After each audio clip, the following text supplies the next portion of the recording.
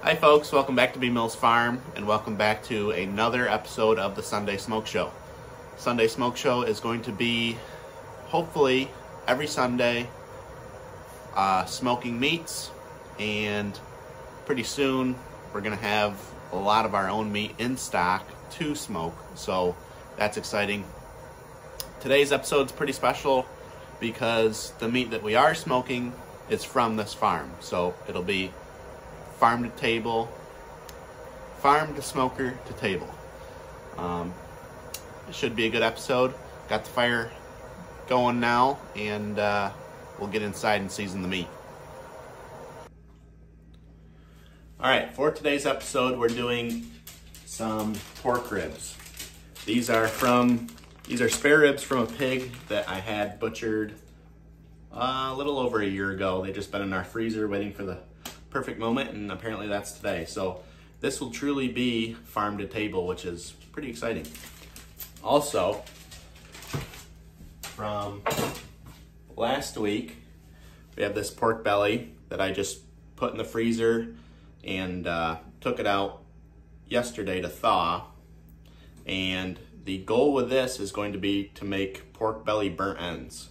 So we're gonna cube it up, put it in a foil pan, and just slowly bring it back up to temperature. I took it off the smoker when it was really, really tender, so it's fully broke down and tender. So hopefully, I've never made pork belly burnt ends, but hopefully I can just cube it up after it's been froze and just slowly bring it back up to temperature and render out a little bit more fat, make them super tender and hopefully delicious. Okay, so when you have ribs, the bacon comes off from the ribs, wrap around to the belly, and you take your belly off of the ribs. So these ones look like they were trimmed pretty darn close to the bone. You can actually see the bone coming through. So we might have some issues with these falling apart, but we'll see. I'm not too worried about it. So for ribs, basically all I do is this flat meat here on the back side. I'm not sure exactly the proper name for it, but just go ahead and cut that off. And that can be put in a grinder and used for sausage later on. So these are the spare ribs, which has this, I don't even know what it's called. I forget. The rib tips come from the top, in this case the bottom. But if you've heard of rib tips, they cut this section off and that would be your rib tips. But for today, we're just gonna leave it all intact. Now, a lot of people say you have to take the membrane off. There's a membrane on the bottom of the bone here that's kind of tough, and normally I take that off, but for today's video, since I have not cooked ribs with it on before, I figured why not go ahead and try.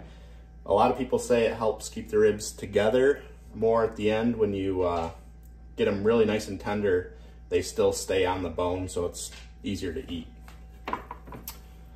All right, we'll start with this side. Always start with your presentation side down when you're seasoning, so that when you do season it, you don't have to flip it over and ruin your nice seasoning. So I like to keep it really nice and simple, just salt and pepper. A lot of people overcomplicate barbecue, in my opinion, and try to get all these fancy seasonings on. But for me, I like to just let the meat and the simple seasoning and smoke speak for itself. It's not coming out very well. All right. I always like to salt first so that I can visually see how much salt I have. Nice coarse pepper. Also, a lot of people use a binder. They rub mustard all over it, and I've done that a lot in the past, and I think that it doesn't really do anything positive. What it does do is make your seasoning kind of cake up and every time you touch it, it bunches up the seasoning and you don't really get a nice even coat. It just kind of slides all over the place. So for me, not a big fan of binders anymore.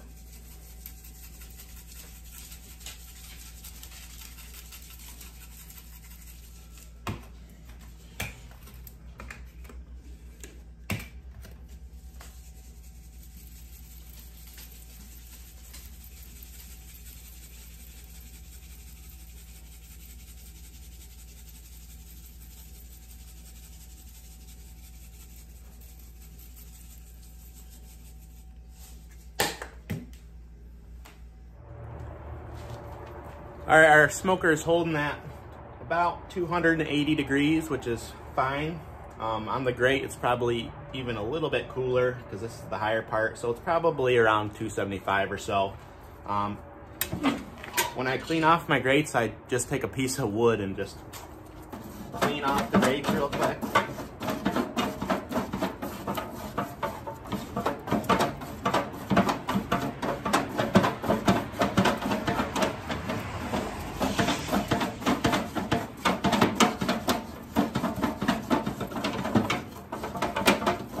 Those scrub brushes and all the different grate cleaners, they just get nasty and fall apart over time. So use a piece of wood and then throw it in the firebox.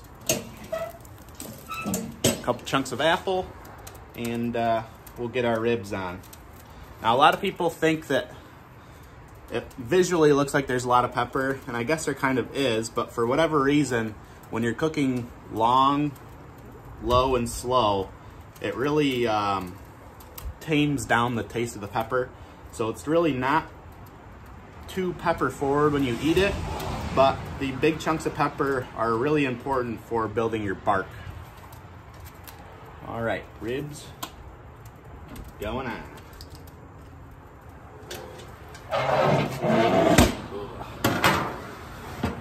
We'll check back in a few hours and we'll see how they're looking. Let's go make the burnt ends. Okay, for the burnt ends, we're just gonna start cubing it up.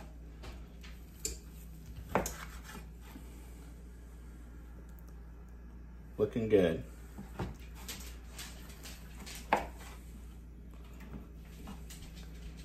You see, that looks like a piece of bacon right there. We'll cut off a few chunks of this and throw it on the fry pan just for some quality control. So these are fully cooked, nice thick cut pieces of bacon, and we'll throw those on the pan in a little bit. But for these, we're just going to start cubing.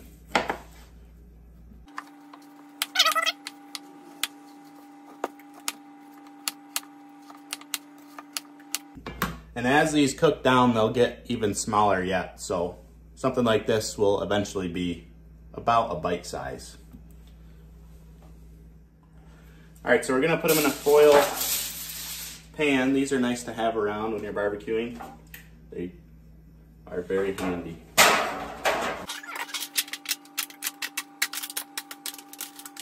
Get them all in there. And for this, we are going to do some maple syrup. These are supposed to be pretty sweet and rich, so you're not gonna wanna eat too many of them.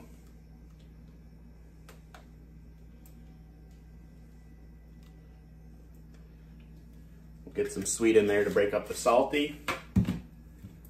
Gonna go with a whole stick of butter.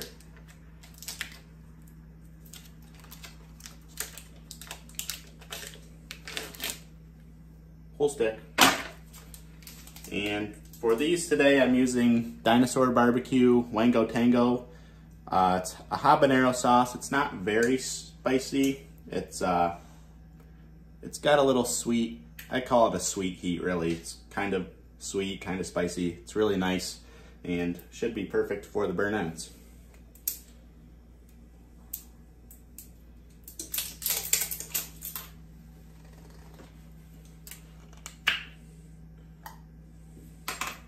And with this, we're gonna put the whole bottle on.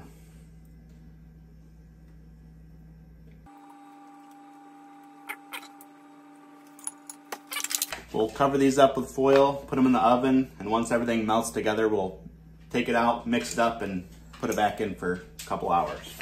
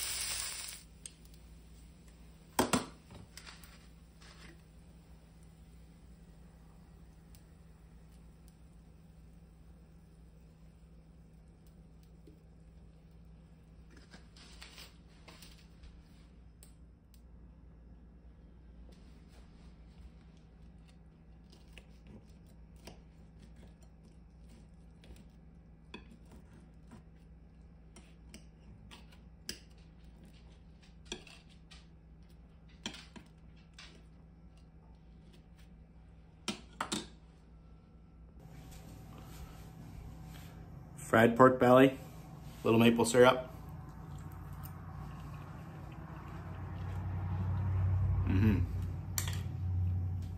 That's good.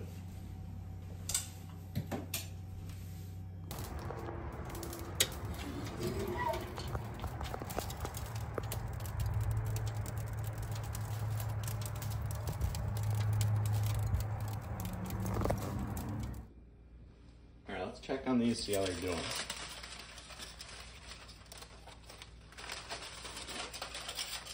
All the butter melted. I came in and stirred it up. It's looking, oh yeah, oh yeah. They're rendered out pretty good. Starting to fall apart. Okay, let's give it a little sand. So as you can see, that piece just fell apart. It's really, really nice and tender. Look at that, just falls right apart. Nice and rendered down. We'll give it a nice try here.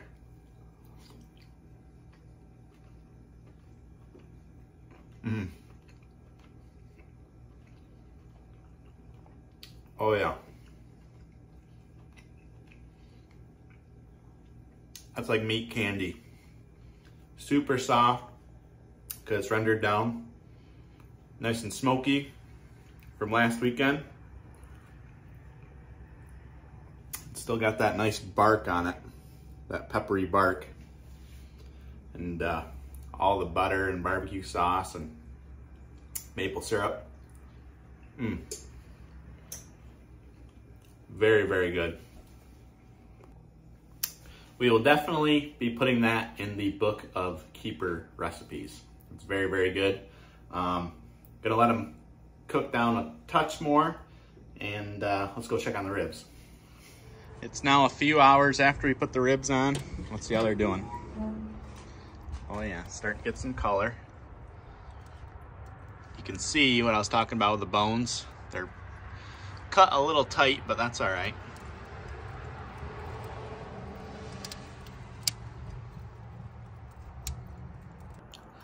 So the ribs are getting some good color on them. They still have quite a long ways to go, but they are looking good.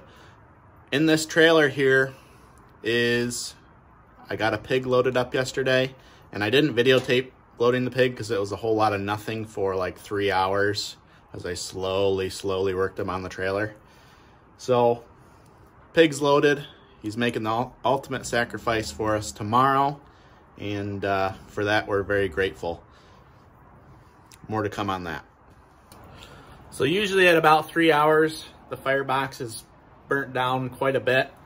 So when I wrap it, that's when I throw a lot more charcoal on, and it'll be really smoky, but it's not really an issue because the ribs are wrapped, so it'll keep the smoke off.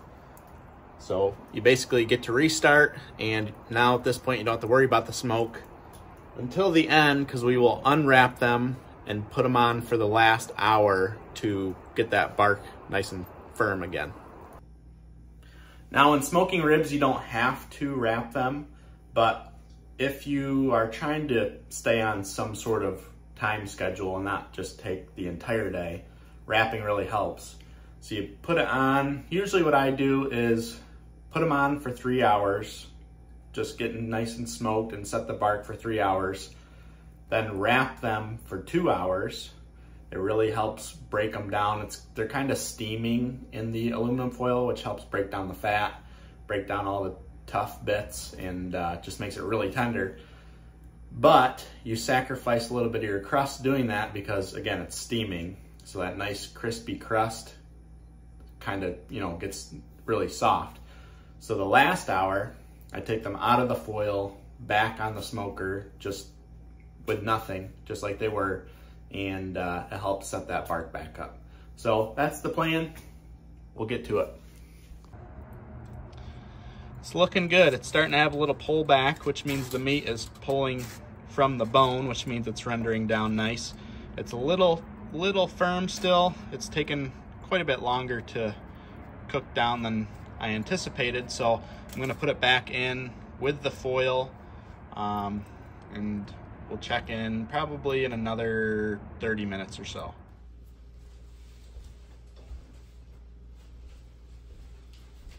Okay, for these ribs, we have some Dinosaur Hot Honey Gold. It's a mustard-based hot sauce, and it's got some, I forget what kind of peppers, but it's got some fairly spicy peppers, so it's nice and tangy with a little heat. Should go really well with the ribs.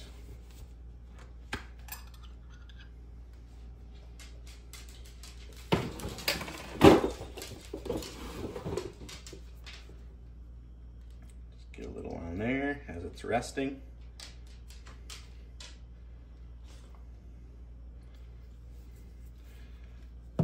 Now, with barbecue, if you've ever watched any barbecue videos or anything, you'll hear people talking about rest times, and the rest is really important because the juices pull back into the meat. If I were to cut it right now, it would just pretty much dump all the juices out onto the cutting board. But when you let it rest, usually I like to take it from, like I said, this is done at like 203. I like to let it rest back down to about 150 degrees. That's a good eating temperature.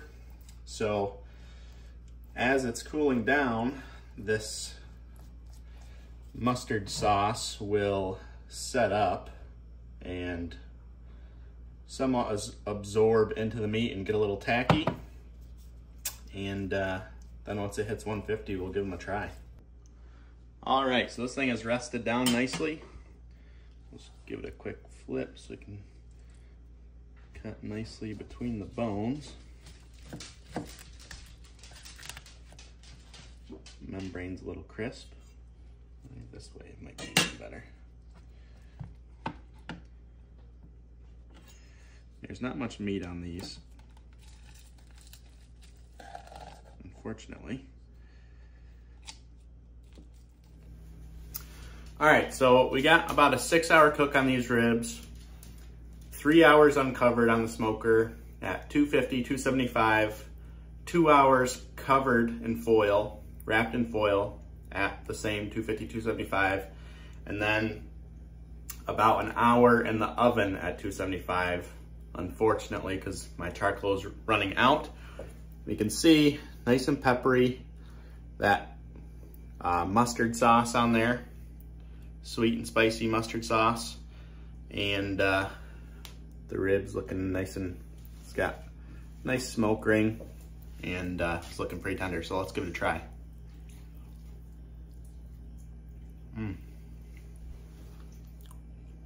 Cleans the bone nice.